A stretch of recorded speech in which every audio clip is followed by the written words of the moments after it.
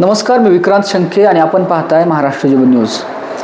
महाराष्ट्रामध्येच नव्हे तर भारतामध्ये शिक्षण क्षेत्रामध्ये आपला एक वेगळा ठसा उमटविणारं महाविद्यालय म्हणून राजर्षी शाहू महाविद्यालयाचं नाव घेतलं जातं आहे. नॅशनल ॲक्रेडिशन काउन्सिल असेल किंवा स्वामी रामानंद तीर्थ मराठवाडा विद्यापीठ असेल तर अशा नावाजलेल्या संस्थांनी महाविद्यालयाला त्या ठिकाणी A++ ग्रेड देण्यास सुरुवात केली आहे, तो दिलेला आहे.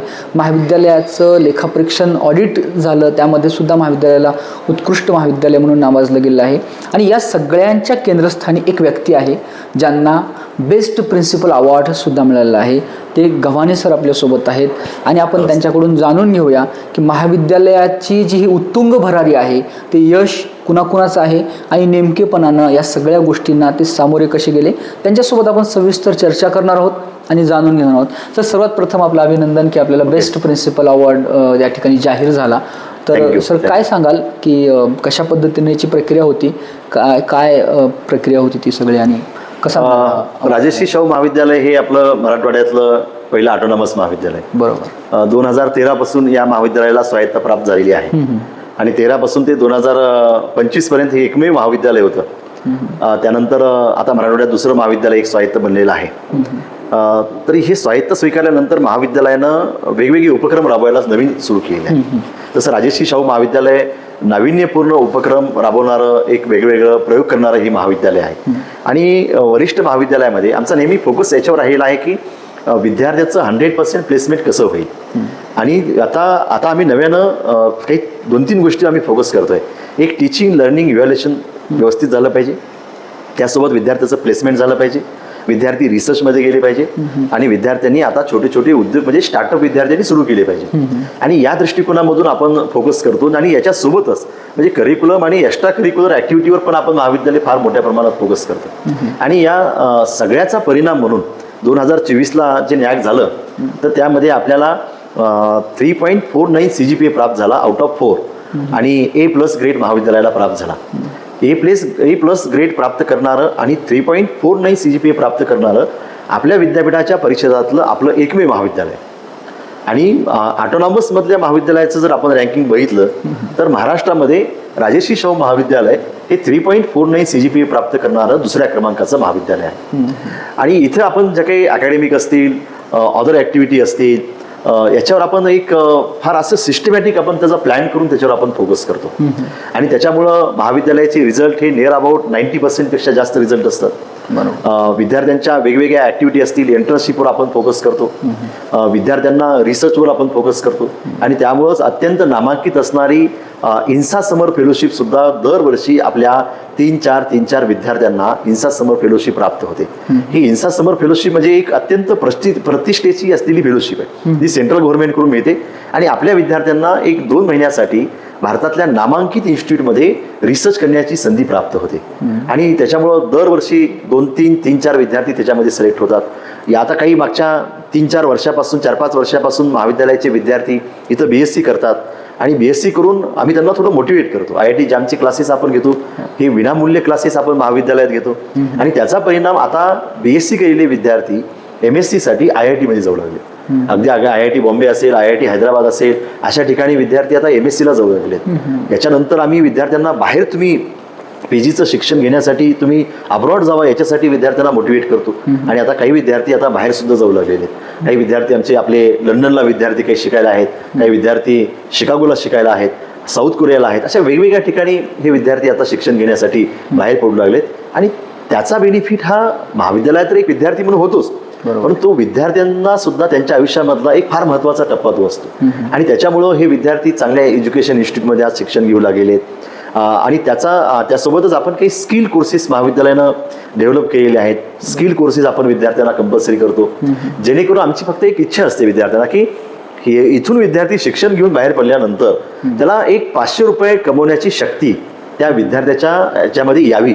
आणि या दृष्टिकोनामधून जे काही चांगलं आहे, जे देता येतं ते सगळं देण्याचं काम महाविद्यालय करतं. आपण आणि त्यासाठी ग्रंथालय आपलं सुसज्ज ग्रंथालय. विद्यार्थ्यांना ग्रंथालयामध्ये पुस्तकासाठी आपण कधी नाही हा शब्द नसतो. विद्यार्थ्याला पाहिजे तेवढी पुस्तकं आपण प्रोव्हाइड करतो. त्यांनी सांगितलेली पुस्तकं नसतील लायब्ररीत तर ती आपण तात्काळ ती पुस्तकं ग्रंथालयात उपलब्ध करून देतो, ती पुस्तकं विद्यार्थ्यांना देतो. आणि या सगळ्याचा परिणाम म्हणून मग आता विद्यार्थ्याचं प्लेसमेंट चांगलं होऊ लागले. अगदी TCS कंपनी असेल, इन्फोसिस असेल, विप्रो असेल, अशा वेगवेगळ्या नामांकित कंपन्यांमध्ये विद्यार्थ्यांचं प्लेसमेंट होऊ लागले. अगदी सिप्लासारख्या कंपनीमध्ये विद्यार्थ्याचं प्लेसमेंट होऊ लागले. महाविद्यालयानं अनेक चांगल्या कंपन्यांसोबत MOU केले आहेत. तिथं आपण विद्यार्थ्यांना एंटर्नशिपला पाठवतो. एंटर्नशिपचा फायदा विद्यार्थ्यांना होऊ लागलेला आहे. आणि त्याच्यामुळं सगळ्या कॉम्पिटिशनमध्ये सुद्धा विद्यार्थी ज्या काही रिसर्च बेस्ड काही कॉम्पिटिशन्स असतात त्याच्यामध्ये विद्यार्थी सहभागी होऊ लागले, तिथं बक्षिसं प्राप्त करू लागलेले आहेत. नॅशनल आणि इंटरनॅशनल लेवलपर्यंत हे विद्यार्थी राजर्षी शाहू महाविद्यालयाचे जाऊ लागलेले आपल्याला दिसतात. आणि त्याच्यामुळं मग नॅकचा ग्रेड असेल किंवा परवाच आता स्वामी रामानंद तीर्थ विद्यापीठानं अकॅडमिक आणि ॲडमिनिस्ट्रेटिव्ह ऑडिट ऑनलाईन पद्धतीने यावेळेस घेतलं. आणि यावेळेस त्यांनी अंडर ग्रॅज्युएटचं मूल्यमापन वेगळं आणि पोस्ट ग्रॅज्युएशनचं मूल्यमापन वेगळं केलं होतं. UG अंडर ग्रॅज्युएटचं मूल्यमापन 800 मार्काचं होतं, तर महाविद्यालयाला 800 पैकी 800 मार्क प्राप्त झाले. आणि PGचं मूल्यांकन हे 650 मार्काचं होतं. 650 पैकी 650 मार्क्स महाविद्यालयानं प्राप्त केले. आता हे जे तुम्ही सांगितलं शैक्षणिक आणि प्रशासकीय लेखापरीक्षण असतं, तर त्याचे साधारणतः निकष काय असतात? त्याचे निकष त्याचे वेगवेगळे त्याचे क्रायटेरिया दिलेले आहेत. एक 7-8 क्रायटेरिया दिलेले आहेत. प्रत्येक मेट्रिक वाईज त्याची मार्क सिस्टीम वेगवेगळी दिलेली आहे. आणि त्याच्यामध्ये मग आपण काय मग त्याच्या टीचिंग लर्निंग आहे, त्याच्यामध्ये रिसर्च आहे, त्याच्यामध्ये अदर ॲक्टिव्हिटीज आहेत, या सगळ्या गोष्टीवर त्यांनी फोकस केलेला आहे. आणि त्याचं मूल्यांकन करत असताना ते ऑनलाईन पद्धतीने ह्यावेळेस केलं. सगळा डेटा हा टोटल ऑनलाईन पद्धतीने तो व्हेरीफाय केलेला आहे. आणि आपल्या विद्यापीठाच्या परीक्षेत्रामध्ये UG आणि PG या दोन्हीमध्ये 100 आउट ऑफ 100 स्कोर घेणारं आपलं एकमेव महाविद्यालय. म्हणजे हा सगळा विद्यार्थ्यांच्या प्राध्यापकांच्या मेहनतीचा एक परिणाम आपण म्हणू शकतो या सगळ्या टीमवर्कनी. आपण आपल्याला जे अवॉर्ड जो मिळाला ती कोणती संस्था देते आणि त्याचं काय आहे सर? हे ऑलिम्पियाड जो आहे तो इंडियन टॅलेंट ऑलिम्पियाडच्या माध्यमामधून हा पुरस्कार दिला गेलेला आहे. बेस्ट टीचरला पण देतात, बेस्ट प्रिन्सिपलला पण तो अवॉर्ड देतात. पण खरं सांगायचं म्हणजे आम्ही कधी पुरस्कारासाठी कधी काम करत नाहीत. आमचा केंद्रबिंदू हा विद्यार्थी असतो. बरोबर. आपल्याला जे करायचं आहे ते विद्यार्थ्यासाठी करायचं आहे. आणि म्हणून हा पुरस्कार सुद्धा मी ज्या विद्यार्थ्यामुळे हा पुरस्कार आपल्याला प्राप्त झालेला आहे तो मी हा पुरस्कार विद्यार्थ्याला डेडिकेट केला, विद्यार्थ्यांसाठी, की त्यांच्यामुळं हा पुरस्कार प्राप्त झालेला आहे. आम्ही काम करतो म्हणजे विद्यार्थ्यांसाठी करतो आणि त्याच्यामुळं हा पुरस्कार मी त्यांना समर्पित विद्यार्थ्यांना केला. बरोबर. सर काय सांगाल या सगळ्या प्रक्रियेसोबत आणखी कुठल्या कुठल्या एक्स्ट्रा ॲक्टिव्हिटीज आपण घेतल्या जातात ज्यामध्ये स्पोर्ट्स डिपार्टमेंट असेल किंवा सांस्कृतिक क्षेत्रामध्ये सुद्धा विद्यार्थ्यांनी जावं म्हणून आपल्याकडं सांस्कृतिक विभाग चालतो, तर या सगळ्या गोष्टीकडे तुम्ही कसं पाहता आणि विद्यार्थ्यांना कसं मोटिवेट करता? या अकॅडमिक सोबतच आपण एक्स्ट्रा करिक्युलर ॲक्टिव्हिटीवर पण फार फोकस करतो. मग त्यामध्ये आपलं NSS डिपार्टमेंट आहे, NCC आहे, स्पोर्ट्स आहे, कल्चरल डिपार्टमेंट आहे, आविष्कार आहे. आणि याच्या माध्यमामधून विद्यार्थी अतिशय चांगले घडले जातात. आता NCC मधून यावर्षी आपल्याला जो RD परेड असते दिल्लीला, तर ही एक अत्यंत महत्त्वाची परेड असते, प्रतिष्ठेची असते. आणि तिथं विद्यार्थ्यांचा सहभाग जाणं, विद्यार्थी एखाद्या महाविद्यालयाचा जाणं त्या विद्यार्थ्यांसाठी आणि महाविद्यालयासाठी सुद्धा फार भूषणावह बाब असते.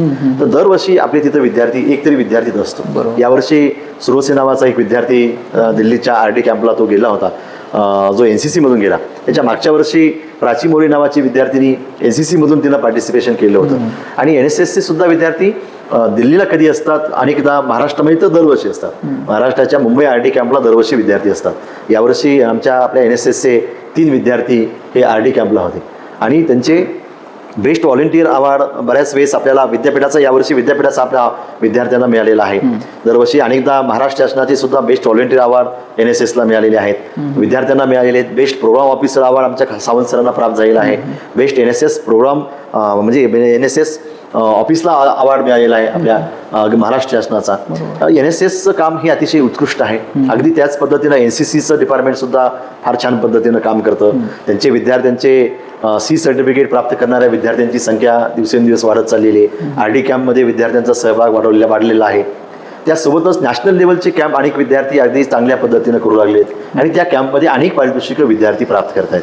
म्हणून NSS NCC आता सोबत स्पोर्ट्स डिपार्टमेंट सुद्धा जे आहे, स्पोर्ट्सला तर महाविद्यालयाचे विद्यार्थी अगदी जिल्हा पातळीपासून ते इंटरनॅशनल पातळीपर्यंत हे विद्यार्थी करू लागले.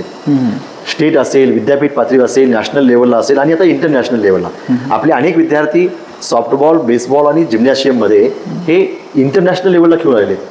चायनाला 2 वेळा विद्यार्थी जाऊन आले, तैवानला जाऊन आले, साऊथ कोरियाला जाऊन आले, मंगोलियाला विद्यार्थी घेऊन आलेले की ज्यांनी भारताचं प्रतिनिधित्व केलेलं त्या टीममध्ये राजर्षी शाहू महाविद्यालयाचे स्पोर्ट्सचे विद्यार्थी आहेत. आता सांस्कृतिक विभागानं सुद्धा यावर्षी युथ फेस्टिवलमध्ये जवळपास 8 पारितोषिकं प्राप्त केली आहेत. काही त्यात गोल्ड आहेत, सिल्वर आहेत, ब्रॉन्झ आहेत.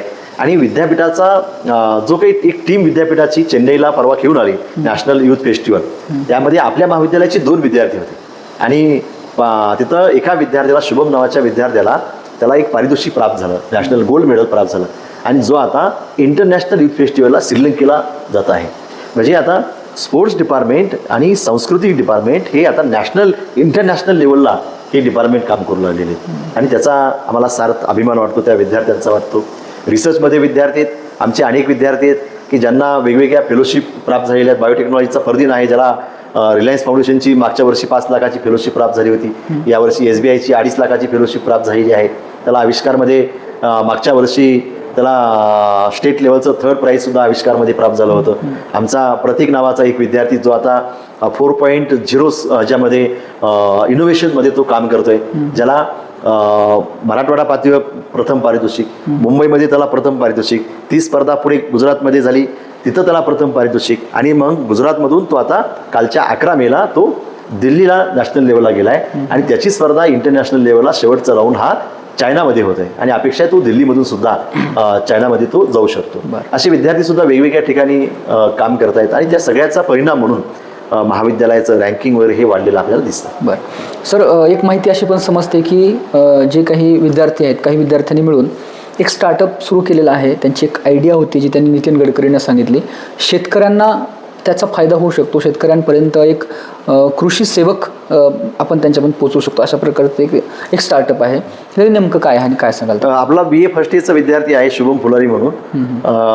तसं तो नीटची तयारी करणारा विद्यार्थी होता. बरं. आणि अगदी 560 पेक्षा जास्त मार्क घेतल्यानंतर सुद्धा त्यानं आर्ट्स फॅकल्टीला प्रवेश घेतलेला आहे, मेडिकलला न जाता.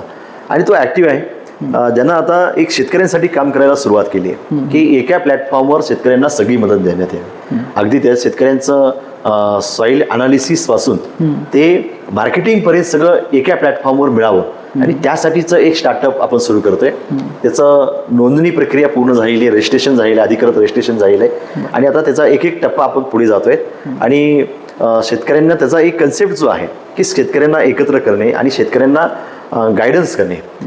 गायडन्स करत असताना पहिले आधी सॉईल अनालिसिस करणे. बऱ्याच वेळेस कसं असतं की आपल्याकडे ट्रॅडिशनल पद्धतीनं आपण सगळे पिकं घेतो. सोयाबीन पेरलं की कंटिन्यू दरवर्षी सोयाबीन पेरत राहतो.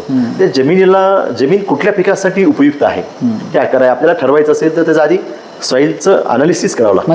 माती परीक्षण करणं गरजेचं असतं. आणि मग आम्ही ह्या प्रयोगामधून माती परीक्षण करून मग त्याच्यामध्ये काय उत्पादन आपल्याला घेता येते आणि मग ते उत्पादन काय घेतलं पाहिजे त्याचं गायडन्स करायचं, त्यासाठीची मदत सगळी करायची. त्याचं बियाणं चांगलं कुठं मिळू शकतं त्याचं गायडन्स शेतकऱ्यांना करायचं. त्याची फवारणी किती केली पाहिजे, त्याला खत काय दिलं गेलं पाहिजे हे आपण त्यांना गायडन्स करणार. आणि त्यानंतर जे उत्पादन होईल त्याचं मार्केटिंगसुद्धा कशा पद्धतीनं करायचं आणि मग आलेल्या उत्पादनामधून मग आपल्याला स्टोरेज आपल्याला करता येऊ शकतं. जेव्हा भाव आहे तेव्हा आपल्याला काढता येऊ शकतो किंवा त्या फूडवर प्रक्रिया करणारे उद्योग तिथं आपल्याला करता येऊ शकतात. जेणेकरून एक्झाम्पल समजा आपण आता कांद्याचा प्रश्न आहे, कांद्याला भाव नाही, कधी कधी टोमॅटोला भाव नसतो. शेतकरी एवढ्या प्रचंड मेहनतीनं काम करतात आणि अगदी पोराला जपल्यासारखं त्या शेतातल्या पिकाला ते जपतात आणि एक एक दाना पडलेला शेतातला ते वेचून आणतात. आणि अशा वेळेस त्या शेतकऱ्याला जेव्हा मार्केटमध्ये येतात तेव्हा त्याला मातीमोल भाव मिळतो, कवडी मोल भाव असतो. आणि मग अशा वेळेस शेतकऱ्याला काही पर्याय नसतो, विकल्याशिवाय पर्याय नसतो, ते परत तर शेतात घेऊन जाऊ शकत नाही. आणि त्याच्यामुळं त्याच्यावर प्रक्रिया करणारे उद्योग त्याला रिलेटेड आपण सुरू करता येतील का त्याचाही आपण विचार करतो. जेणेकरून समजा टोमॅटो जास्त झाले असतील तर ते स्टोअर केले जातील, टोमॅटोपासून केचप केलं जाऊ शकतं, बाकीचे प्रॉडक्ट तयार केले जाऊ शकतात. जेणेकरून शेतकऱ्यांना डायरेक्ट मध्ये कुठलाही अडथळा न येता डायरेक्ट शेतातून माल डायरेक्ट तो इथं येईल आणि इथून प्रक्रिया करून डायरेक्ट तो ग्राहकाच्या हातामध्ये जाईल. जेणेकरून त्या शेतकऱ्यांना सुद्धा फायदा होऊ शकतो, अधिक उत्पादन शेतकऱ्यांचं मिळू शकतं आणि भावही चांगला मिळू शकतो. या दृष्टिकोनामधून ते एक स्टार्टअप त्या विद्यार्थ्यांना आपल्या शुभमनं सुरू करत आहेत. तर आपण पाहू शकता की फक्त लातूर जिल्ह्यापुरतं नाही तर लातूर जिल्हा ओलांडून महाराष्ट्र राज्य, देश आणि आंतरराष्ट्रीय पातळीवर विविध क्षेत्रामध्ये त्यामध्ये शिक्षण असेल, तंत्रज्ञान असेल, पर्यावरण असेल, शेती असेल, साहित्य असेल, कला असेल, क्रीडा असेल, मनोरंजन असेल, या सगळ्या क्षेत्रामध्ये राजर्षी शाहू महाविद्यालयाचे विद्यार्थी हे उंच भरारी घेत आहेत. आणि याचं सगळं श्रेय विद्यार्थ्यांना केंद्रीभूत ठेवून काम करणारे प्राचार्य महादेव गव्हाणे यांना जातं. आणि आता त्यांना जो पुरस्कार मिळाला, ऑलिम्पियाडमध्ये त्यांना उत्कृष्ट प्राचार्य म्हणून गौरविलं गेलं, तर या सगळ्या गोष्टींचं श्रेयसुद्धा ते विद्यार्थ्यांना देतात. तर अशा प्रकारे प्रत्येक पातळीवर राजर्षी शाहू महाविद्यालयाचा विद्यार्थी, लातूर जिल्ह्याचा विद्यार्थी हा प्रत्येक पातळीवर आपलं नाव मोठं करत आहे. ही परंपरा अशीच पुढे चालू राहणार आहे आणि नवनवीन प्रतिभावान, प्रत्येक क्षेत्रामधील प्रतिभावान विद्यार्थी, नागरिक यापुढे देशाला राजर्षी शाहू महाविद्यालयाच्या माध्यमातून मिळणार आहेत. धन्यवाद. धन्यवाद.